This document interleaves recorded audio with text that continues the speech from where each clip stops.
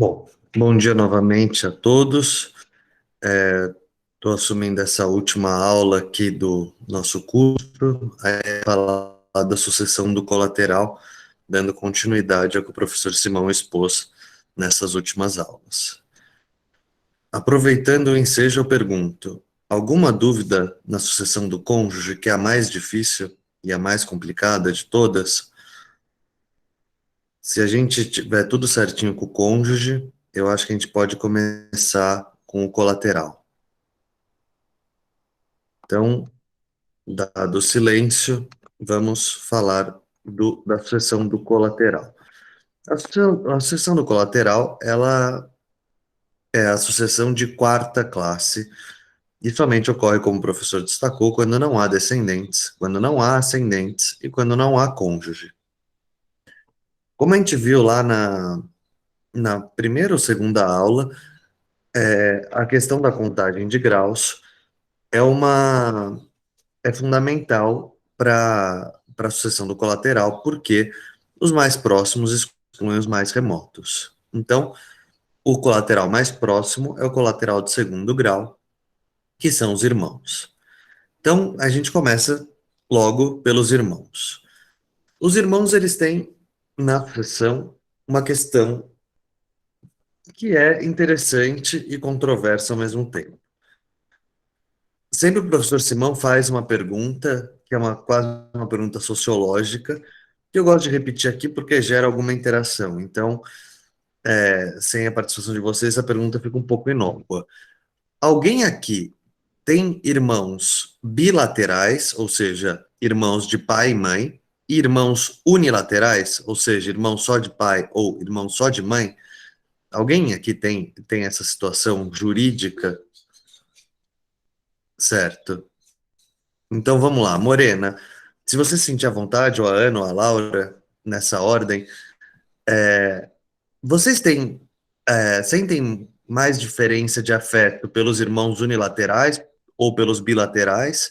Isso quer dizer, você tem mais contato com os irmãos unilaterais? Vocês gostam mais dos irmãos bilaterais? Enfim, querem dar um relato dessa experiência de vocês? Se vocês se sentirem à vontade, claro.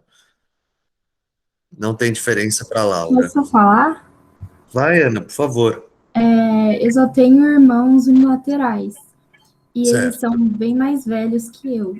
Tipo, diferença de 20 anos de idade, assim. Então, eu não sou muito próxima deles por conta dessa grande diferença de idade. E por eles serem de outro casamento, então eu não tenho muito contato. Certo. E a Morena falou que, acho que ela levantou a mão aqui. Oi, gente, tudo bem?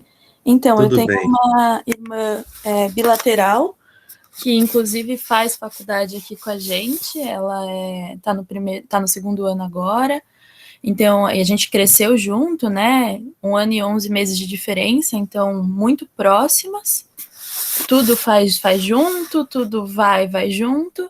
E um irmão que por parte de pai só, né? Então, unilateral, que meu pai descobriu quando meu irmão tinha 3 anos, então, e foi não foi de um casamento, foi de um encontro de uma vez, assim. E assim, eu amo muito meu irmão, mas fato é que ele é 10 anos mais velho que eu, vive longe, mesmo em São Paulo, mas durante a minha infância, principalmente, que tinha as visitas, a gente ficava bastante tempo junto e ele fez muito parte da minha vida e a gente se dá super bem. Mas com certeza a minha relação mais próxima é com a minha irmã, porque é como se fosse, né, é carne e unha, assim, é uma coisa fomos criadas absolutamente juntas. Então, apesar de eu amar muito os dois, acho que é difícil, seria hipócrita da minha parte falar não tem não tem nenhuma diferença, sabe? Então eu vou te fazer uma provocação, tá, Morena? Já que você deu esse relato mais completo. Você, para fins sucessórios, tá? Agora, enfim, aconteceu alguma coisa, você não tem nem ascendente nem descendente e também não é casada. Você acha que a sua herança, vamos supor que você tenha alguma herança, ela seria dividida igualmente entre seus irmãos? Ou você acha que você queria deixar mais para um do que para outro? Nossa, aí é difícil, né? Eu acho que Eu acho que, na minha, assim, sendo bem, sem pensar em justiça ou qualquer coisa do gênero, a resposta mais franca seria: vamos deixar mais coisa para minha irmã que esteve comigo em tanto tempo, né?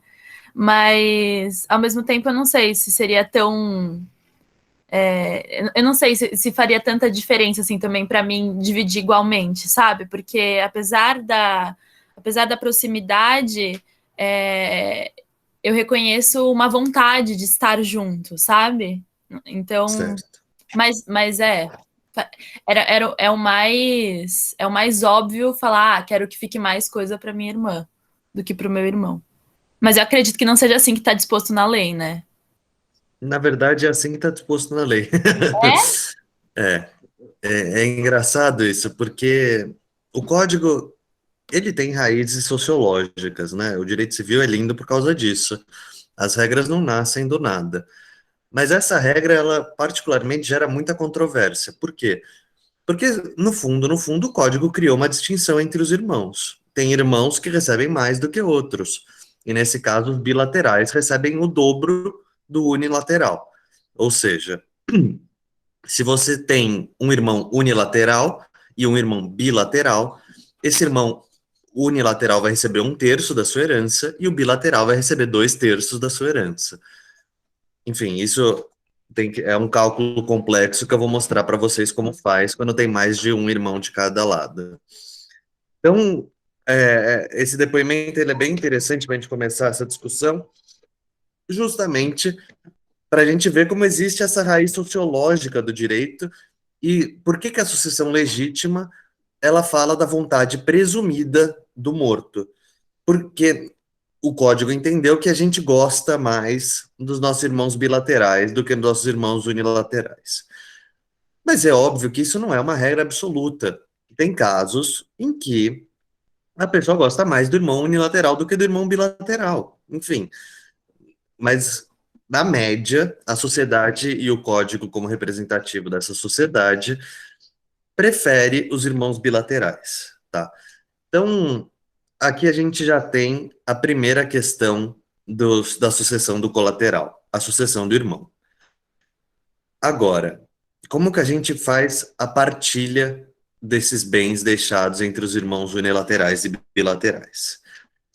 Bom, a primeira regra é, se forem todos bilaterais, não tem discussão. O quinhão deles vai ser igual. Então, se tiver 5 irmãos, vai ser 1/5 para cada um. Se você tiver 10 irmãos, vai ser 1/10 para cada um. Tranquilo até aqui. Agora, se você tiver só irmãos unilaterais, lembrando que aqui você não tem nem descendentes, nem ascendentes e nem cônjuge, então a gente já está na quarta classe. Se você só tiver irmãos unilaterais, a regra de cálculo é a mesma. Você só vai, todos os irmãos vão receber cotas iguais. Então, se você tiver 3 irmãos unilaterais, eles vão receber 1/3 cada um. Se você tiver 10 irmãos unilaterais, eles vão receber 1/10 cada um. O problema, e a conta fica difícil, quando você tem irmãos bilaterais e irmãos unilaterais ao mesmo tempo. Então, eu vou projetar aqui para vocês o diagrama sucessório e depois vou projetar para vocês o cálculo, como é que a gente faz esse cálculo. Digam, por favor, se está dando para ler aqui o diagrama. Então, a gente tem o falecido A e os irmãos B e C, que são bilaterais, e as irmãs D, E e F, que são unilaterais. São 5 irmãos de relação híbrida, uma parte bilateral e uma parte unilateral. Como eu acabei de falar para vocês, nos termos do artigo 1841, cada um destes herdará metade do que um daqueles herdar. Ou seja, os irmãos unilaterais herdam metade do que os bilaterais herdam. Então, vocês vão ver aqui que a gente chega em números complicados de calcular. 2/7 para os bilaterais e 1/7 para os unilaterais. Marcelo, como que a gente faz essa conta? Bom, tem uma regra, que é uma regra de enfim, de fazer conta mesmo, ela não é exatamente jurídica, que ela faz o seguinte, eu vou projetar aqui para vocês a minha apresentação que eu preparei para a aula do DJ que eu dei 2 semanas atrás. Deixa eu abrir aqui. Digam, por favor, vocês estão vendo aqui a tela. Tá tudo certo aí, gente? Porque eu normalmente tenho 2 telas, mas aqui eu tô só com uma, então tá um pouco complicado. Bom, então, entre os irmãos, os bilaterais terão direito a união 2 vezes maior do que os unilaterais, que é o que eu chamo de regra N, 2N. Então vamos lá. Então a gente tem aqui C e A, que são pais, e B, que também é pai. E eles têm uma filiação híbrida. Os filhos de A e B são AB1, AB2 e AB3, e os filhos de A e C são AC1 e AC2, tá? Então a gente tem aqui o problema em que o A morre e também estão mortos os outros ascendentes, porque se eles não tivessem mortos,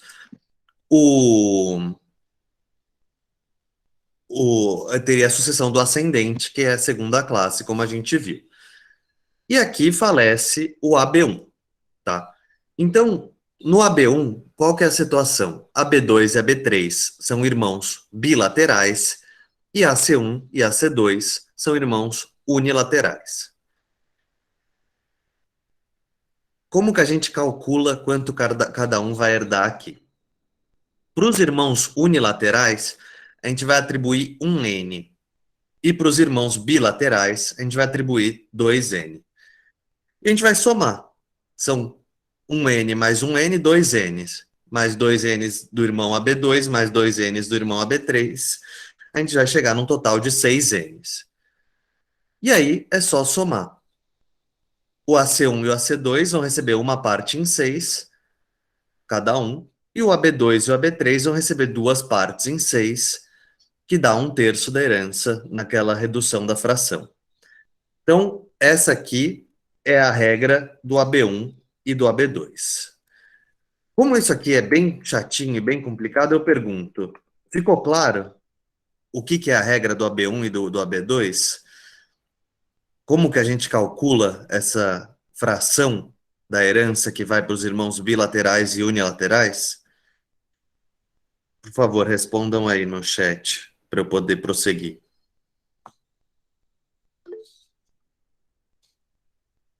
Beleza. Essa aqui é a regra que toca aos irmãos bilaterais e aos irmãos unilaterais. Então, para a gente fechar a questão dos irmãos. Se você tiver só irmãos bilaterais, a divisão vai ser por cabeça, e todos com quinhão igual. Se você só tiver irmãos unilaterais, a divisão também vai ser por cabeça, e todos vão ter quinhões iguais. Agora, se você tiver irmãos bilaterais e unilaterais, a divisão vai ter que seguir a regra segundo a qual os irmãos bilaterais herdam o dobro dos irmãos unilaterais. E essa regra tem uma origem num afeto presumido ser maior do que dos irmãos bilaterais em relação aos unilaterais. Se tiver tudo certo com isso, vocês vão entender facilmente a regra dos sobrinhos. Mas antes de passar para os sobrinhos, eu vou falar sobre a regra do tio-sobrinho. A regra do tio-sobrinho é a seguinte. Terminamos o segundo grau dos colaterais. O único parente sucessível em segundo grau na linha colateral é o irmão. Então, não temos mais o que falar. No terceiro grau, existem 2 parentes que ocupam esse grau. São os tios e são os sobrinhos. Os tios e os sobrinhos, ambos de terceiro grau, têm uma ordem sucessória interna dentro do terceiro grau. E o que isso quer dizer, Marcelo? Quer dizer que se você não tiver irmãos, não tiver ascendentes, não tiver descendentes e não tiver cônjuges, mas tiver tios e sobrinhos, os sobrinhos vão receber antes dos tios. Ou seja, eu tenho 2 tios e um sobrinho. E são os meus únicos parentes na ordem hereditária. com vocação hereditária. Quem vai receber minha herança? Meu único sobrinho. Os tios não herdam nada. Isso é uma regra com origem romana que foi mantida no ordenamento jurídico que criava um direito especial para os sobrinhos. Eu não vou entrar na fonte da regra, mas saibam que na concorrência entre tios e sobrinhos, os sobrinhos herdam tudo, tá? Então, eu vou projetar aqui para vocês o diagrama sucessório dos sobrinhos primeiro. Então, a gente tem aqui o falecido A, tem os irmãos B e C, que são pré-mortos a A, e são seus únicos parentes sucessíveis. Não tem ascendente, pré-morto também, não tem cônjuge. E também não tem descendente. Os únicos parentes que ele tem vivos são D, E e F. Os sobrinhos, eles herdam por cabeça e recebem cada um terço da herança. Agora eu vou fazer uma pergunta para vocês. Vocês lembram do direito de representação conferido aos descendentes que o professor Simão deu em aula? Quando há diversidade de grau entre os herdeiros descendentes?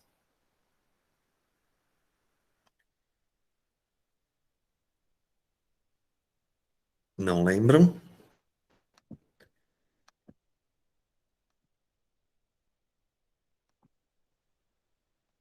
Bom, eu vou fazer uma rápida revisão do direito de representação, então.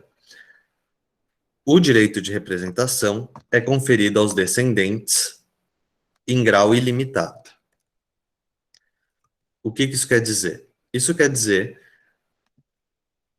que em qualquer grau, os descendentes vão poder concorrer, mesmo que os ascendentes deles estejam falecidos. Ou seja, eu tenho um pai que tem 2 filhos. Um filho é pré-morto. Os netos, filhos desse filho pré-morto, são herdeiros por representação deste filho pré-morto. Então, a questão é a seguinte: A, B e C. C falece, é pré-morto, e depois A falece. Nesse cenário, B seria o único herdeiro de A, porque ele é o único descendente. Contudo, se C tivesse 2 filhos, C1 e C2, C1 e C2 representam C na herança de A e dividem a herança com B. Eles recebem o que C receberia, se vivo fosse. Então, se B recebe 2 e C recebe 2, C1 e C1 dividem o 2 de C, e cada um recebe 1, tá? Até aqui tudo certo, gente? Por favor, dê um feedback aí. Sim, tudo certo. Beleza. Então, além desse direito de representação concedido aos descendentes, existe uma única hipótese de representação na linha colateral, que é concedida aos irmãos, aos filhos do irmão pré-morto. Os filhos do irmão pré-morto são os sobrinhos.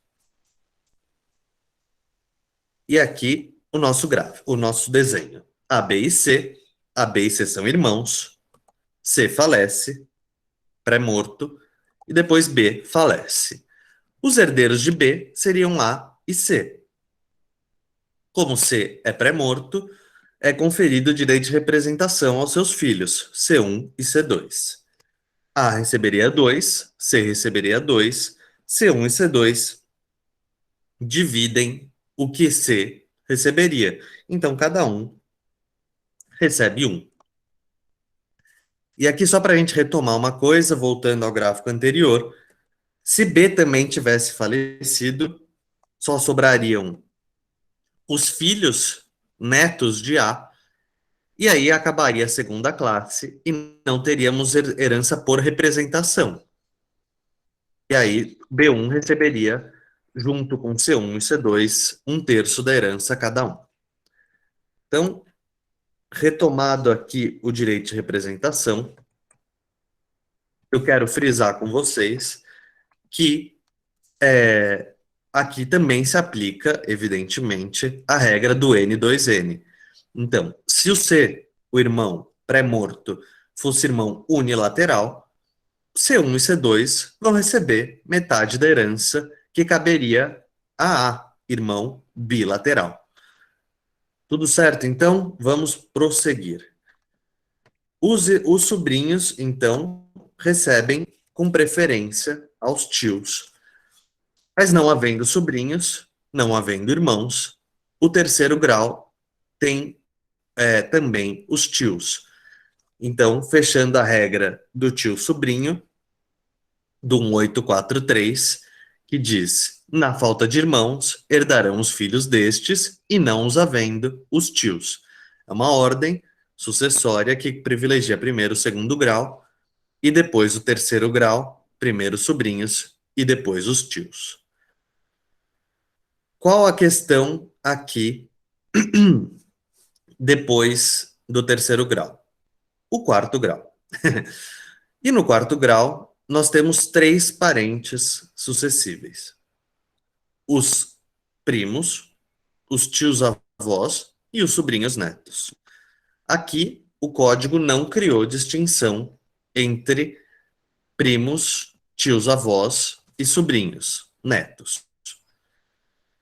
Então, se você tiver 7 primos, 4 tios-avós e 5 sobrinhos netos, cada um vai herdar uma fração igual, sem nenhuma distinção entre eles. E assim, fecha o quarto grau também. Então, agora a gente vai fazer discussões dos diagramas para a gente ver se vocês compreenderam tudo que tinha na sucessão dos colaterais. O professor Simão acabou deixando 2 aulas, mas eu acho que é muito tempo para a gente discutir a sucessão do colateral. Mas vamos lá. Eu vou projetar aqui os diagramas, a gente faz uma revisão do que eu falei aqui.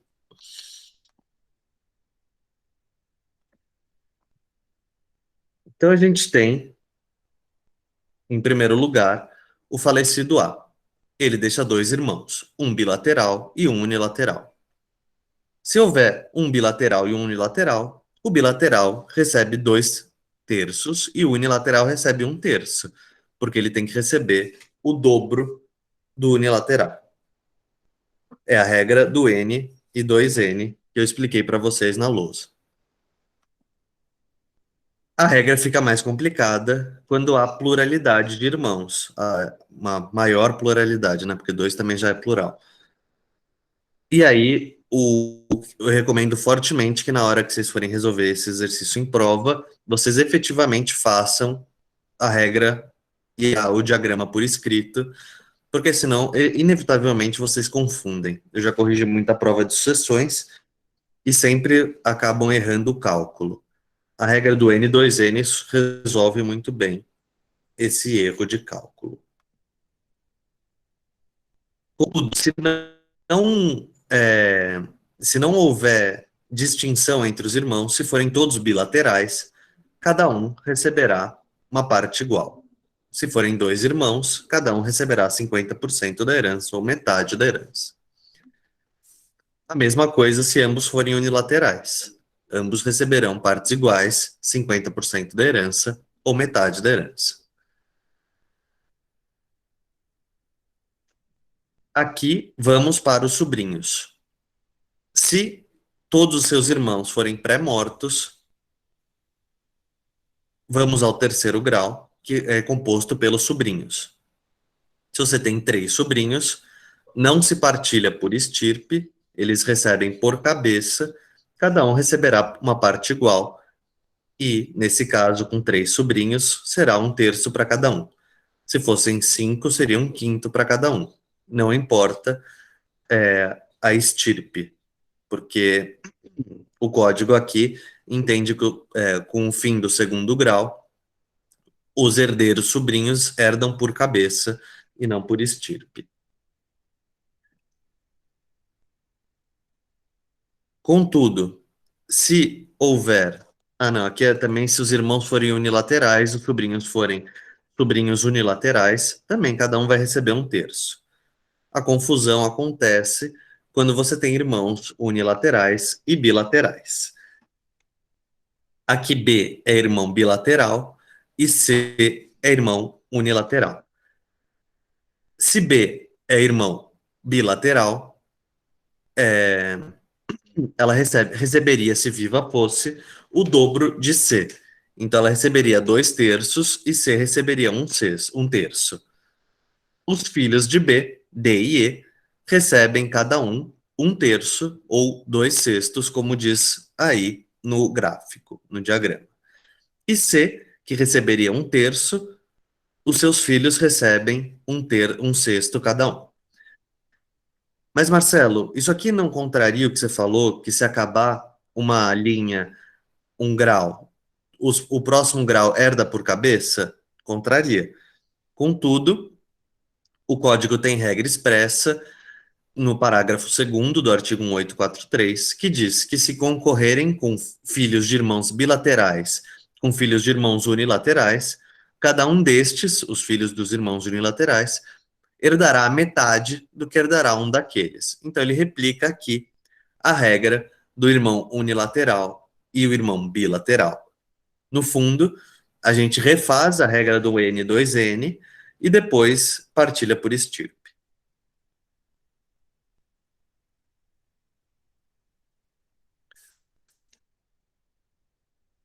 Aqui mais uma vez a regra, mas dessa vez um pouco mais complexa.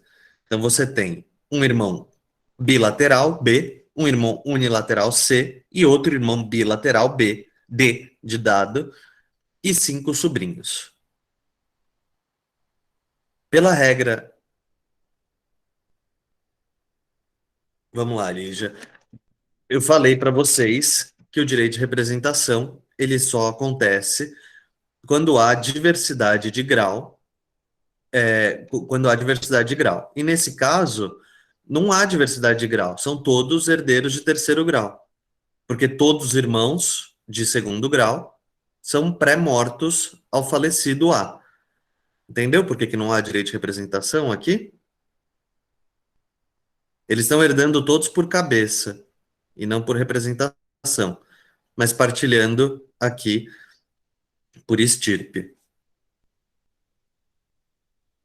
Então, a representação ela só acontece quando há diversidade de grau, seja na representação na linha descendente, seja na colateral.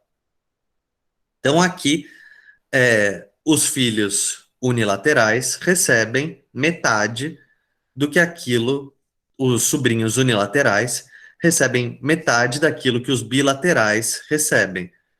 Mas veja, todos aqui estão herdando por cabeça.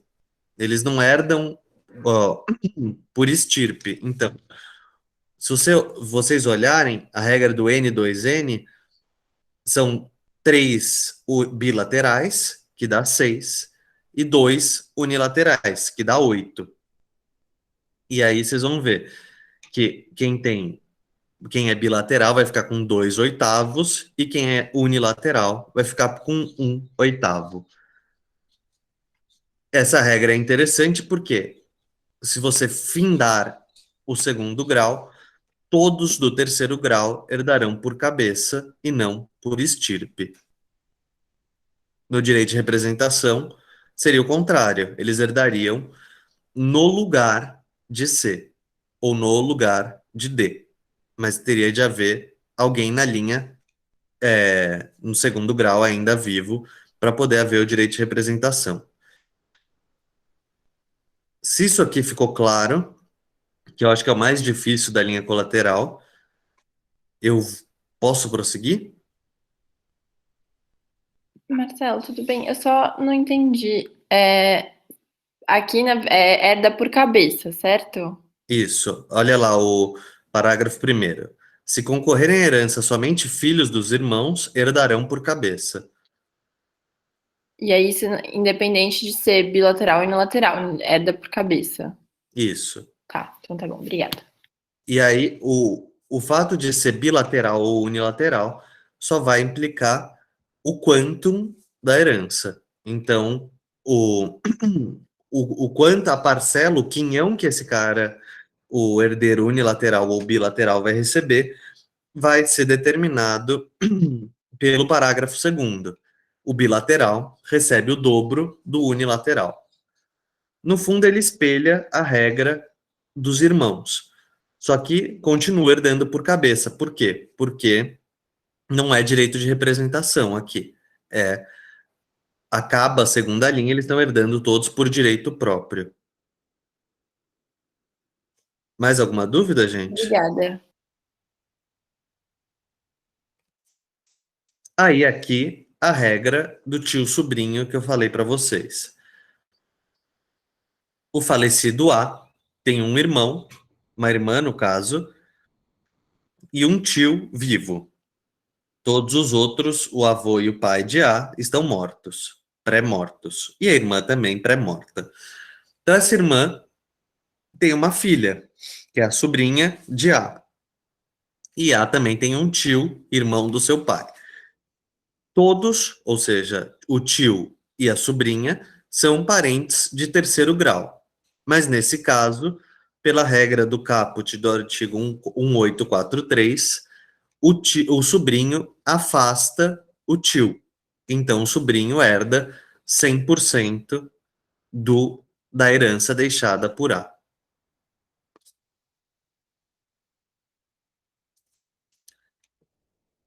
Aqui falamos, eu retomei aqui o direito de representação com vocês. Então, se A falece, B e C receberiam cada um 50% da herança. C é pré-morto, os seus filhos D e E representam o pai, C, na herança. Então, B recebe 50%, D recebe 25% e E recebe os outros 25%, D e E representando seu pai pré-morto, C. E aqui é legal a gente ver que o direito de representação na linha descendente, ele é ilimitado. Então, A falece, B e C, seus filhos, já são pré-mortos, e ele deixa como herdeiros D e os seus bisnetos F e G, porque E, sua neta, também é pré-morta. D recebe 50% da herança e os herdeiros de E, F e G, bisnetos de A, recebem cada um 25%, representando sua mãe e neta de A. E aqui a representação, como eu lhes disse, ela é ilimitada na linha descendente. Na linha transversal ou entre os colaterais, o único direito de representação, ou seja, não é ilimitado, não há outro direito de representação entre os colaterais, ele só é concedido em favor dos filhos do irmão do falecido. Então, evidentemente, só há direito de representação quando há, como eu falei para vocês há pouco, diversidade de grau. Então, A é o falecido e deixa B e C, seus irmãos, e A é o pai de A. Pai de A é pré-morto e B também pré-morto. Então, os herdeiros de A são, na verdade, C, seu irmão, e D e E, seus sobrinhos. C, seu irmão, recebe metade da herança e os sobrinhos D e E representam B e recebem cada um 25%. Tá? Aqui é uma hipótese de representação porque há diversidade de grau, porque D e E estão concorrendo com C na herança de A. A coisa fica um pouco mais complexa quando quando houver irmão bilateral e irmão unilateral. A é falecido e deixa C vivo, seu irmão bilateral, e deixa eu dar um zoom aqui, porque eu não estou conseguindo mais ler.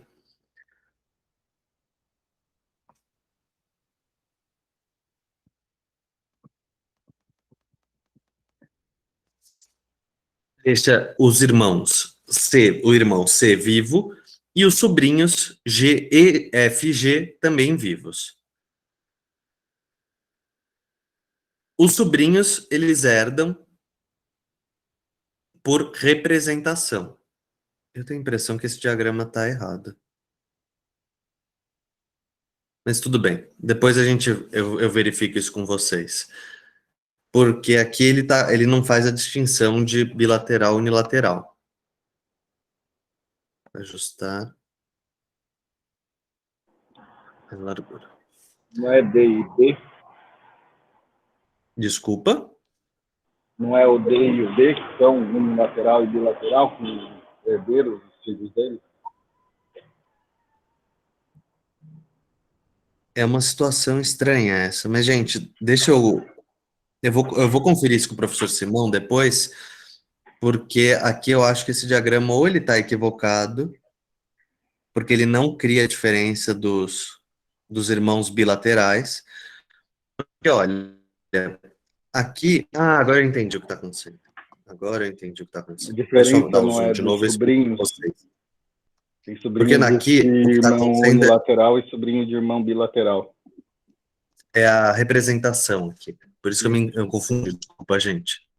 Vamos voltar aqui. Os irmãos bilaterais recebem o dobro dos irmãos unilaterais. Aqui, irmãos bilaterais são B e C, e irmão unilateral é D. Como os bilaterais recebem o dobro dos irmãos unilaterais, D recebe 1/5 da herança, A, B e C recebem cada um 2/5 da herança. Então, os bilaterais são 2Ns e o unilateral 1N. 2 bilaterais, 2Ns, dá 4, e o unilateral 1N mais 1 dá 5. Então, os bilaterais recebem 2/5 e o unilateral recebe 1/5. Desculpe a confusão, gente, agora já está bem claro. O irmão bilateral receberia 2/5, tem 2 filhos. Como ele tem 2 filhos, esses 2 filhos representam, ou seja, eles entram no lugar de B na vocação hereditária. E cada um vai receber metade do que B receberia. Como B receberia 2/5, os sobrinhos E e F, cada um, recebe 1/5, por representação do irmão bilateral pré-morto. A irmã unilateral D só teve uma sobrinha, só teve uma filha. E ela recebe o que D receberia, ou seja, a sobrinha G representa D e recebe o que D receberia. Como D receberia só 1/5, a sobrinha recebe 1/5 da herança sozinha, porque ela não tem irmãs. Se ela tivesse irmãs, teria que dividir 1/5 entre essas irmãs. Gente, desculpa a confusão, mas eu acho que eu expliquei aqui, ficou redondinho para vocês?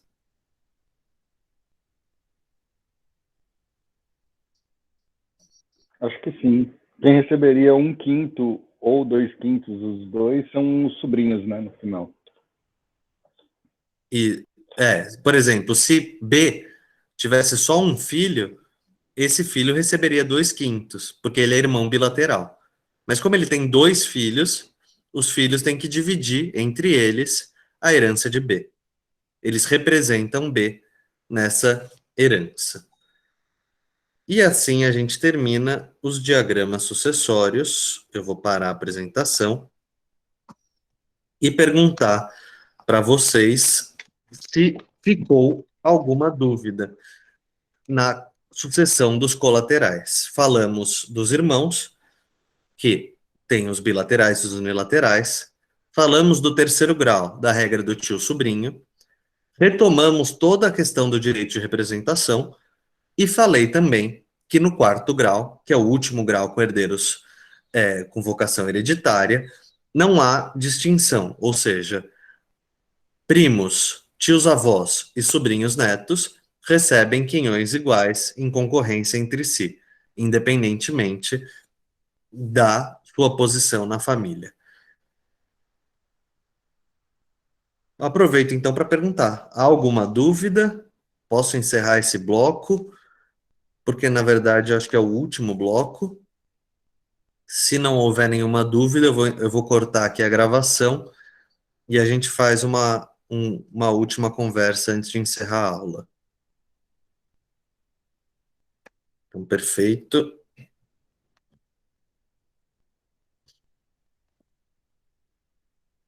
Interrompendo a gravação.